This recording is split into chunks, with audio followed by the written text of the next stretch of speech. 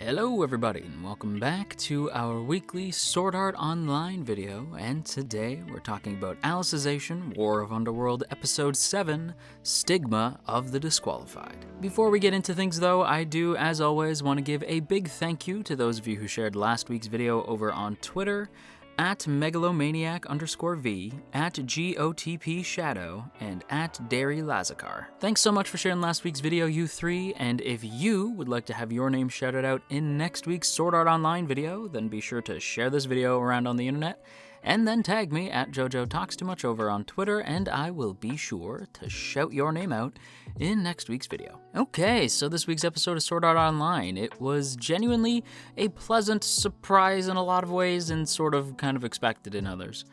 In the surprised sense, I was genuinely expecting to really dislike Renly and those two bratty kid characters. I can't stand those two. So I was like genuinely expecting from last week that the two kid characters would try to kill Kirito or something like that, and that Renly was just going to hide and scream and cry until eventually he would be forced to jump into combat, and that he was going to be like a loud, annoying type character. And holy shit, I was totally wrong. Yeah, I actually wrote down as the first point in my notes, big who cares opening scene, and then in brackets I had to write psych by the middle point of the episode, because they really do convince you that these two are they're gunning for Kirito, because they never say who they're going for, the two kid characters. I don't necessarily want to call them kid characters, but the two, like, the blonde girl and the brown-haired girl.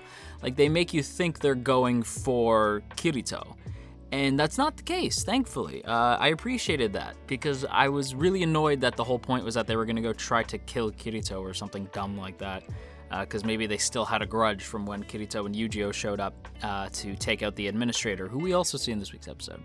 Well, that's not the case. They actually go back to not only protect Kirito and make sure that Ronnie and Tease are safe by sending them back with more troops to the supply line, but they're also looking specifically for Renly, because they were worried that Renly was going to run away and maybe get himself killed or something like that, so they wanted to double check that he was going to be okay. That was such a pleasant surprise. I can't tell you how wonderfully, like, how my fears were assuaged, or whatever that word is.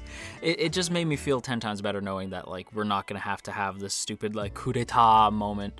It's like everybody's still on the same side. Really appreciated that. And Renly was a genuine surprise. I thought I was going to hate this character, and honestly, I'm kind of rooting for this dude now. Not as much as, say, somebody like Eldry, since we've known Eldry a lot longer, but I am kind of pulling for Renly. I hope things work out for Renly. I don't expect them to. I expect him to die.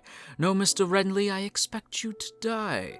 But yeah, I do sort of still expect Renly to die, but I'm more rooting for him. If he were to escape the situation, I'd be kind of pleased with that. And I can see them keeping him around for, like, the grand finale, because I believe this core is going to run for 12 episodes, and then maybe take a break and then come back for the final 12, I think, because isn't this supposed to get like 50 episodes or something? Would that tally up? I think it would, actually. Anyway, regardless, it was just a really pleasant surprise to see Renly step up in the way that he did. And not only was seeing Renly step up pleasant, but it was also the idea that, like, the reason behind why he ran away in the first place, and also his abilities as an integrity knight, since he's very different compared to everybody else. And in fact, the administrator herself even points it out in a flashback. And speaking of the flashback, let's go ahead and get into it, because there's two. And if you've seen the first part of, or my videos on the first part of Alicization, then you probably don't need me to tell you this, but if you're new here, you only jumped on during War of Underworld, or found my channel during the War of Underworld arc, hi, welcome. You guys may not know this about me, but I find the administrator to be extremely hot. I don't know what it is about the administrator, but she is finer than fine, even though she's evil as hell. Like, I know she's super evil and a monster, and, like, she's one crazy bitch, but at the same time, I don't know, that character design is just super hot. I may be ace, but I appreciate aesthetics, and hot damn, the administrator is, well, hot. And it's in this flashback, shockingly, she's wearing clothes. And if you've never seen Sword Art Online, or at least Alicization, you're gonna be like, what was that last comment? Don't worry about it. But yeah, it was sort of no, I don't want to say pleasant surprise again, because this wasn't really pleasant. It was just sort of like, oh, hey, the administrator, dope. And Chidelkin is there as well, that crazy bastard. But it was nice seeing those two again. I don't want to say nice, it was just I don't know, it was interesting to see those two again.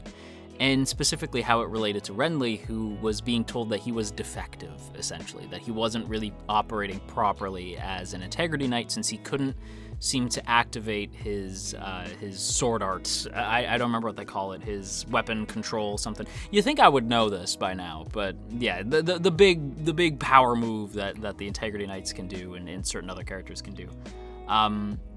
Yeah, I don't know, for some reason, a lot of the names escape my brain. They're just, you know, when they do the big move like system call, generate luminous element, blah, blah, blah, blah, blah, blah. Like when they do the big thing, like their big control art form, whatever you want to call it, he can't do his. And so the administrator basically puts him on ice, quite literally. Puts this dude on ice or on stone. I don't remember what they call it. Cryostasis. The dude gets put into cryo. And I'm assuming after they defeat the administrator, that's when Renly came back. And Renly is plagued by the memories of essentially killing a comrade by accident. A comrade who looks an awful lot like Kirito, by the way. I do think that was intentional, though, so that's not a knock against the show. I think they were purposely trying to be like Kirito, not as though like Kirito, like his imprint was on, like nothing like that. Just in a metaphorical sense that he sees some of his friend in Kirito, and that's what sort of sparks him to fight.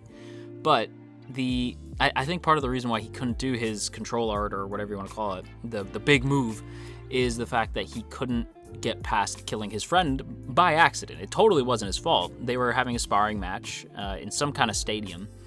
And yeah, he went for a big attack, his buddy went to block, and the sword just kind of broke, and it's just unfortunate. Absolutely not Renly's fault, and I really doubt that his friend was trying to convince Renly, like, oh, this is your fault, because and listen, okay, I feel like every one of these videos, every day I do the like, okay, listen, but listen, if you know me, you know I'm huge into Final Fantasy. And my favorite Final Fantasy character is actually Cloud Strife, because I'm an edgelord. But they totally, like, 1010% do the, like, you'll be my living legacy. Like, that's Cloud and Zack scene here with Renly. And I didn't appreciate that they were trying to turn Renly into, like, an upbeat version of Cloud. I was like, nah, I don't know about that one. I don't know about that one, Reki.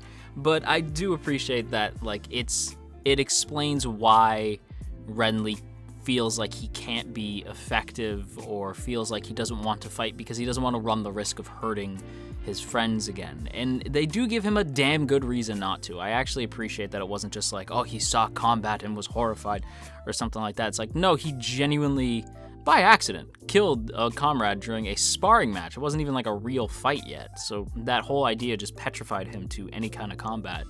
And I do feel like it makes total sense. And again, it did get me to root for him a little bit. But the other thing that made me want to root for Renly is, as I said earlier, he is very different compared to the other Integrity Knights, not just in personality, but in his fighting style. He doesn't use a sword and he doesn't use a bow. He's less of an Integrity Knight and more of an Integrity Shinobi. Now, I'm not saying that he's pulling some Naruto stuff. I'm just saying that he essentially has these like shurikens that he throws, which I thought was actually a genuinely pleasant distraction from the swords and bows and the general medieval style weaponry that we've been seeing in the show. Renly wields these sort of shurikens that like come almost like boomerangs essentially, and they're really friggin' dope. And watching Renly move around, it's some of the best animation in the episode.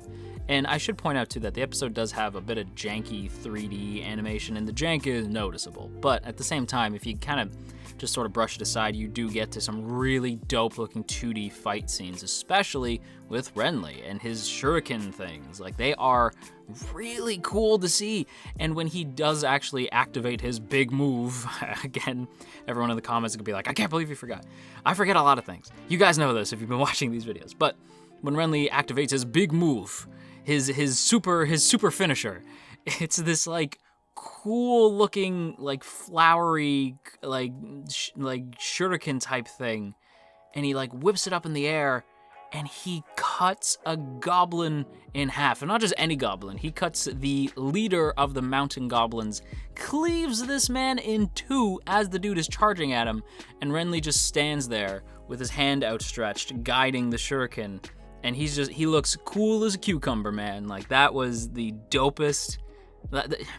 Renly is cool as shit, is what I'm trying to say. Like, that was so cool. I was so impressed by that. I also really appreciated Ronnie and T's meeting Renly to an extent. It is another hiccup for the episode for me, is that Ronnie and T's are characters who we've met for a while, we've known for a while, and by now should have a decent amount of combat experience. Mind you, I'm not exactly expecting him to stand up tall to a goblin. That'd be really scary, and they're not even like students, they're still rookies. Like, they're really not at all prepared for this. But they're being thrust into it, so, you know. I appreciated that, at the very least, Ronnie was like a cool enough cucumber to say, like, stay back or I'll slash at you. Like, you stay the hell back. So she was at least, she had a backbone, or sorry, Tease did. Tease had the backbone. Ronnie didn't. Ronnie is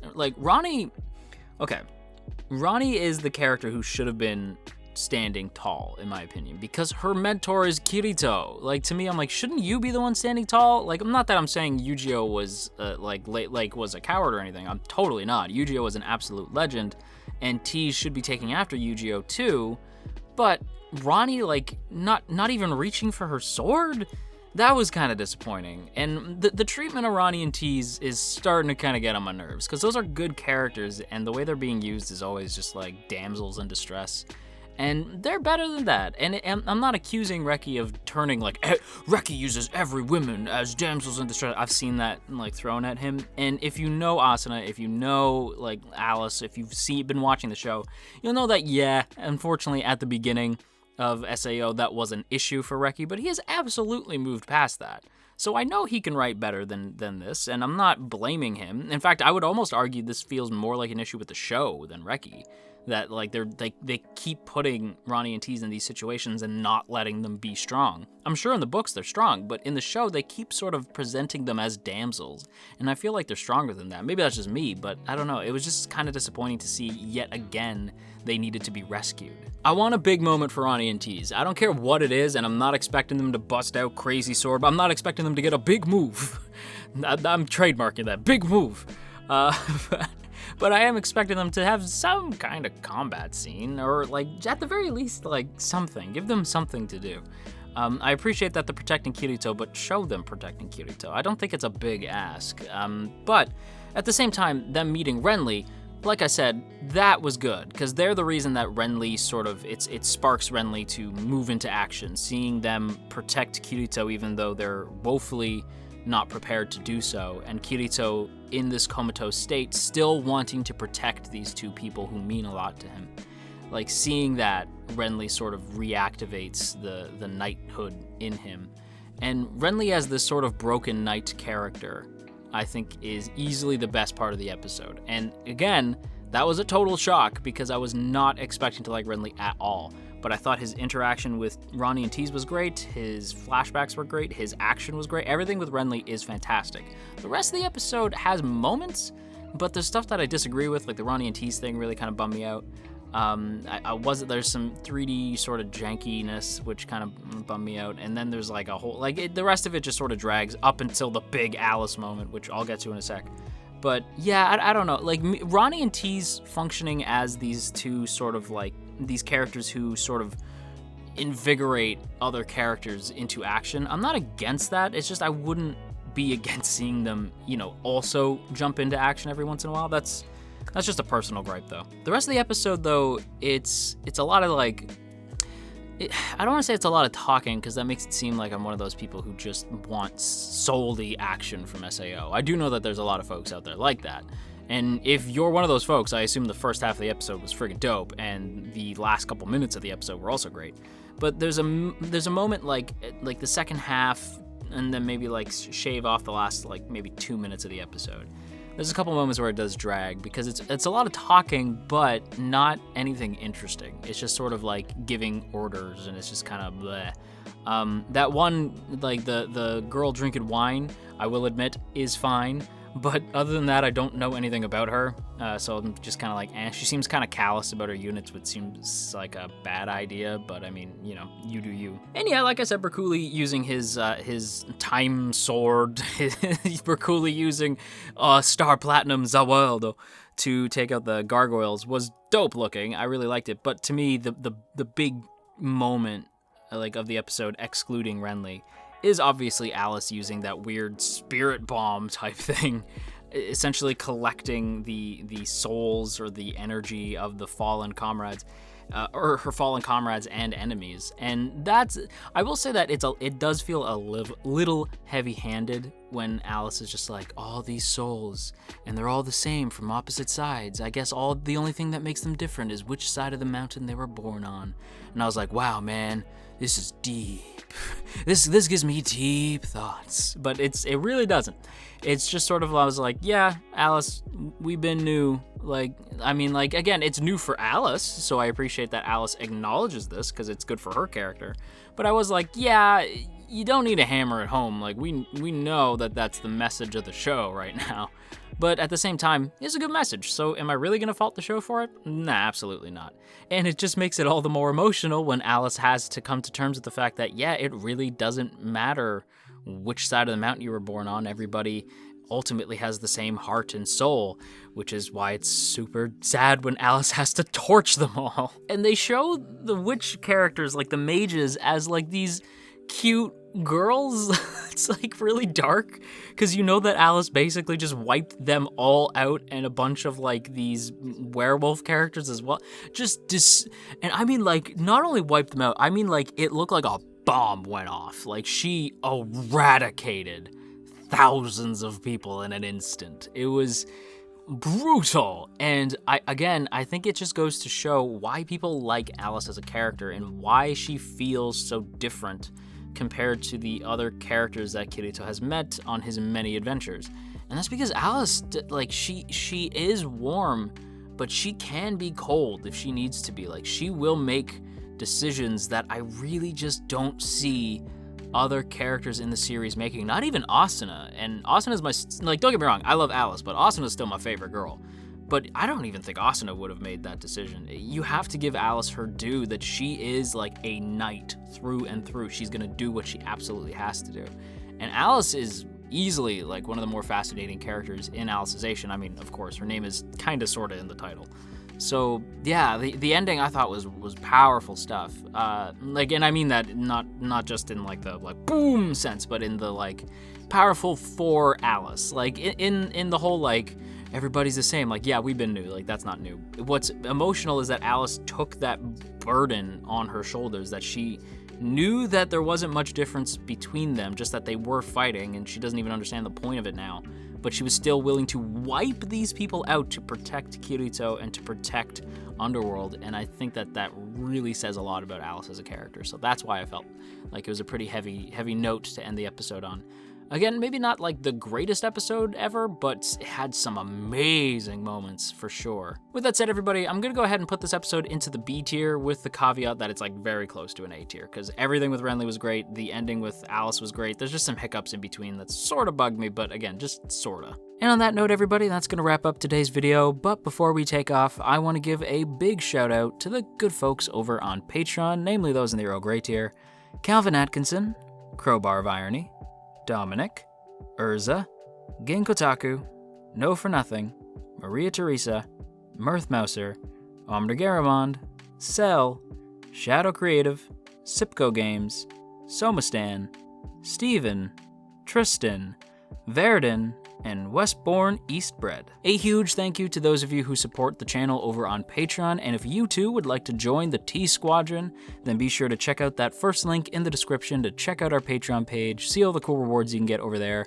as well as access to our Patreon exclusive Discord. Thanks once again for checking out today's video, everybody. If you enjoyed it, then you've probably been on the internet long enough to know what to do already, so I ain't gonna tell you, but I will say that it is appreciated. And if you are feeling stressed out today, then you go have yourself a warm cup of tea, and I will talk to you all again real soon.